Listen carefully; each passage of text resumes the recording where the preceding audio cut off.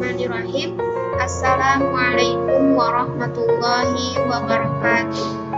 Insyaallah kami dari kelompok 3 yaitu Fikri Ismail, Lela Siti Abibah, dan Leli Siti Abibah akan mempresentasikan mengenai gaya hidup dan kesehatan, stres, depression, aspek psikologis dari kondisi sakit.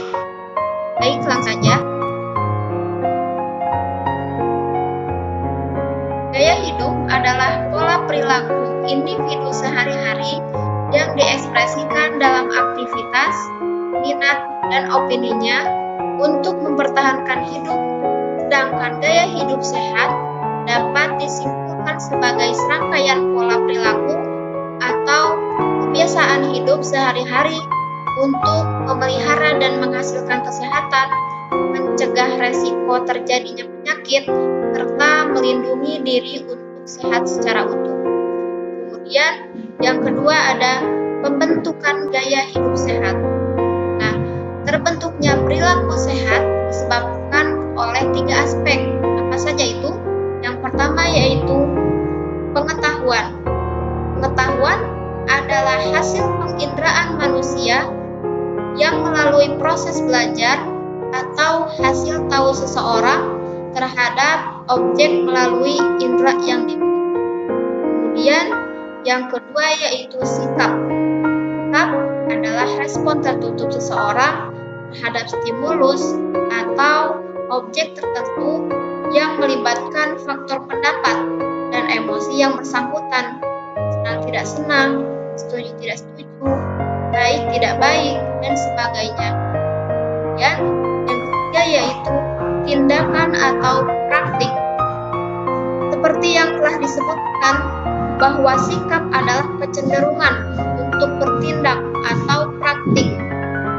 Sikap belum tentu terwujud dalam tindakan karena untuk mewujudkan tindakan memerlukan faktor lain, yaitu adanya fasilitas atau sarana dan prasarana. Sedangkan yang dimaksud dengan praktik kesehatan menurut Toat Mojo adalah semua kegiatan atau aktivitas dalam rangka memelihara kesehatan seperti pengetahuan dan sikap kesehatan, tindakan atau praktik kesehatan. Selanjutnya yaitu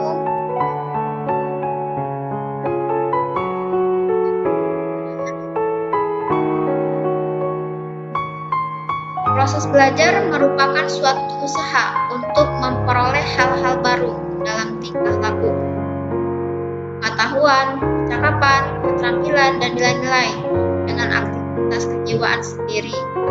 Kemudian yang kedua yaitu faktor sosial dan emosi. Nah, menurut Taylor 1995, perilaku sehat sangat efektif bila didukung oleh situasi sosial yang baik.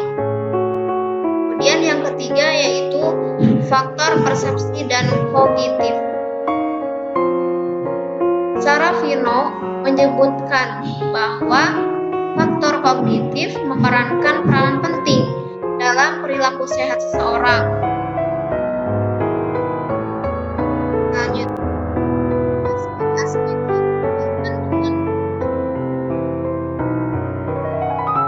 Yang pertama yaitu gerak badan. Kemudian yang kedua istirahat dan tidur. Ketiga mengkonsumsi makanan bergizi. Kemudian air, udara, sinar matahari, menjaga keseimbangan, menghindari rokok dan minuman keras, ketenangan pikiran dan emosi. Kemudian terakhir yaitu percaya pada kuasa ilahi.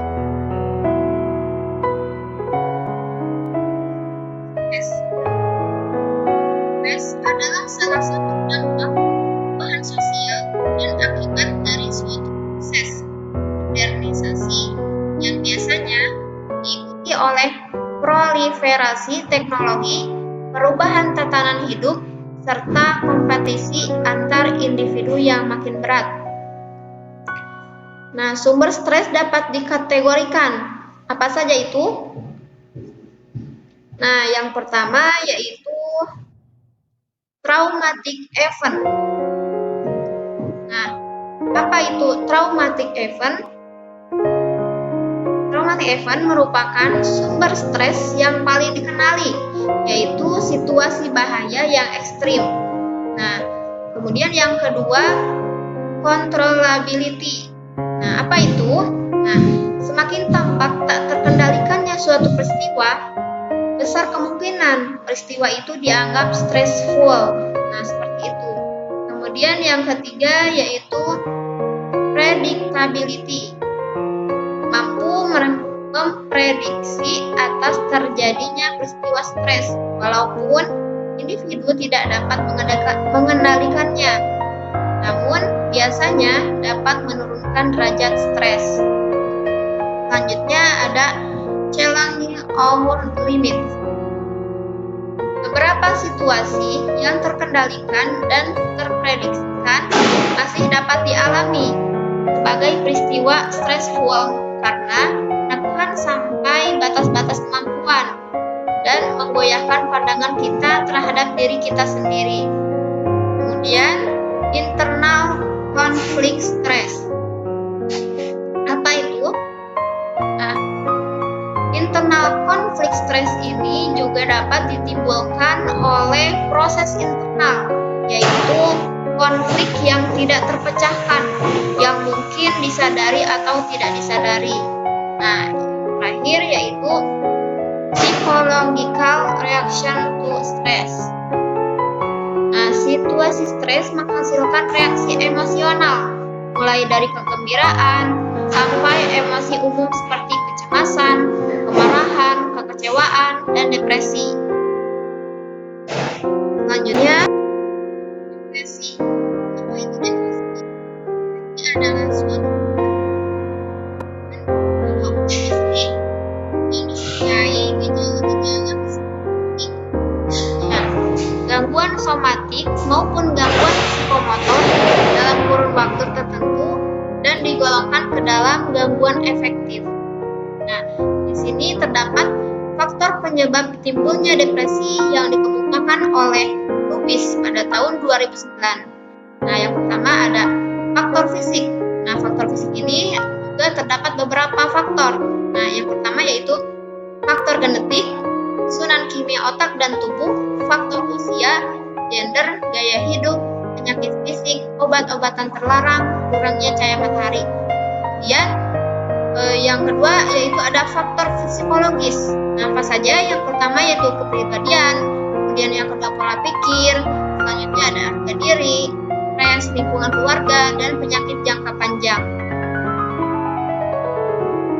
Ada gejala depresi. Ada sistem emosional. Apa itu sistem emosional? Ada yang tahu? Nah, sistem emosional terdiri dari perubahan perasaan atau tingkah laku yang merupakan akibat langsung dari keadaan emosi. Dalam penelitiannya, Beck menyebutkan sebagai gejala emosional yang meliputi penurunan mood, pandangan negatif terhadap diri sendiri, tidak lagi merasakan kepuasan, menangis, hilangnya respon yang menggembirakan. Kemudian yang kedua yaitu simptom kognitif. Simptom kognitif menyebutkan gejala kognitifnya antara lain, yakni penilaian diri sendiri yang rendah, harapan-harapan yang negatif, menyalahkan serta mengkritik diri sendiri, tidak dapat membuat keputusan, distorsi body image, dan lain-lain. Kemudian simptom motivasional. Nah, penderita depresi memiliki masalah besar dalam memobilisasi dirinya untuk menjalankan aktivitas-aktivitas yang paling dasar seperti makan, minum, dan buang air. Kemudian yang terakhir ada simptom-simptom fisik. Nah, fisik depresi adalah kehilangan nafsu makan, gangguan tidur, mudah lelah, dan kehilangan libido. Kemudian selanjutnya ada aspek psikologis dari kondisi sakit. Rasa sakit juga diartikan secara medis dan psikologis, yang dapat pula menimbulkan pemahaman berbeda antara pasien dan praktisi medis atau penyedia layanan kesehatan. Pengalaman rasa sakit penting untuk beberapa alasan.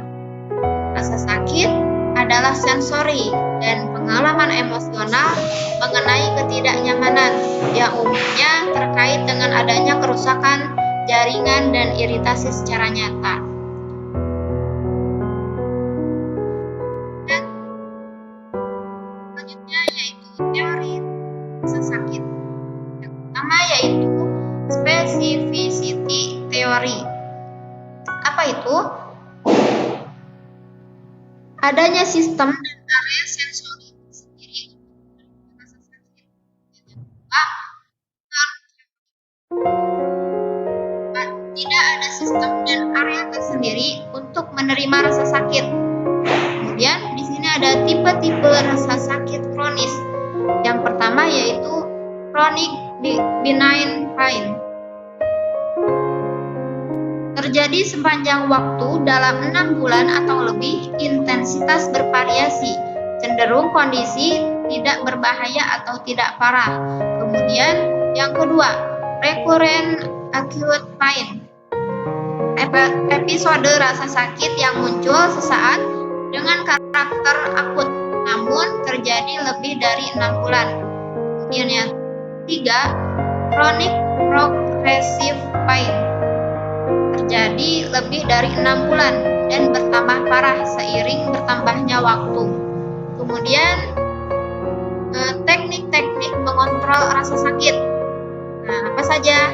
Yang pertama ada obat-obatan, operasi, kontrol, sensoris, counter-irritation, feedback, teknik relaksasi, hipnotis, akupuntur, distraksi, teknik coping with imagery, teknik kognitif perilaku.